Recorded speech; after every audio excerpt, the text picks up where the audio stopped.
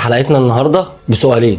الاول، تفتكر ازاي قدرت القيادة السياسية المصرية انها تأمن تحركات واستعدادات القوات المسلحة قبل حرب اكتوبر، وخصوصا ان في جواسيس كتير في مصر، ده غير ضباط المخابرات اللي موجودين في السفارات الاجنبية. والسؤال التاني، ازاي قدرت القيادة انها توفر المعلومات السرية عن العدو الاسرائيلي وازاي قدرت تضلله. اهلا وسهلا بيكم في الحلقة الرابعة من سلسلة خداع حرب اكتوبر. ما تنساش تشترك في القناة وتعمل اعجاب للفيديو، ويلا بينا نبدأ الحلقة. معاكم خالد النمر في حكاية برا المنهج. عشان تقدر القيادة السياسية المصرية انها تأمن تحركات واستعدادات القوات المسلحة المصرية قبل الحرب، كان لازم يكون في تعاون مشترك ما بين كل أجهزة الدولة المصرية.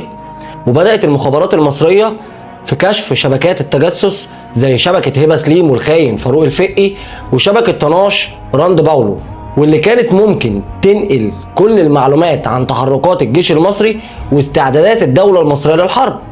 وما تنساش تتفرج على حلقة الجاسوسة هبة سليم والخاين فاروق الفقي، هتستمتع بالحلقة جدا وهتستفيد اكتر، وهتلاقي الحلقة في القناة لو حابب تشوف الحلقة. وبعد ما تم الكشف عن شبكات التجسس، بدأت القيادة في تحييد دور الملحقين العسكريين ووضع ضباط المخابرات بالسفارات تحت رقابة شديدة، وده للتأكد من عدم وصولهم لأي معلومات سرية بتخص الاستعداد للحرب، لدرجة انه تم ترحيل الملحق العسكري الاسباني مصاب خلال معركة بالأيدي على طائرة إسعاف، وده بسبب انه قام بنقل تحركات سلاح الطيران المصري، وكان ممكن يكون السبب في كشف سرية الحرب.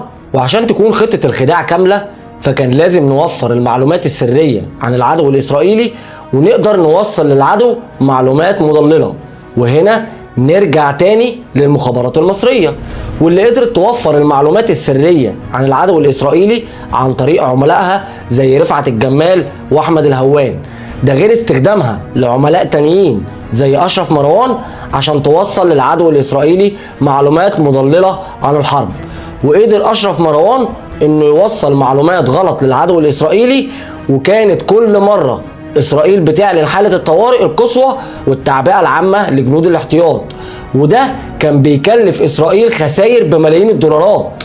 وما تنساش تتفرج على حلقة أشرف مروان، هتلاقي الحلقة موجودة في القناة عشان تقدر تعرف معلومات أكتر.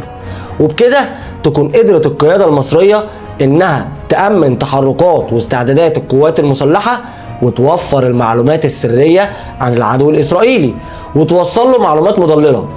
تفتكر حضرتك إيه هو نوع الشفرة اللي استخدمها المصريين في حرب أكتوبر بعد ما كان الجيش الإسرائيلي بيقدر يفك كل الشفرات داخل الجيش المصري؟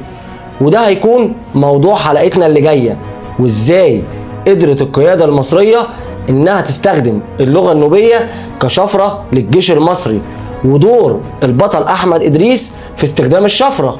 وما تنساش تعمل اشتراك للقناة وإعجاب للفيديو، وتستنانا في الحلقات اللي جاية. عاشت مصر حرة مستقلة، وتحيا مصر.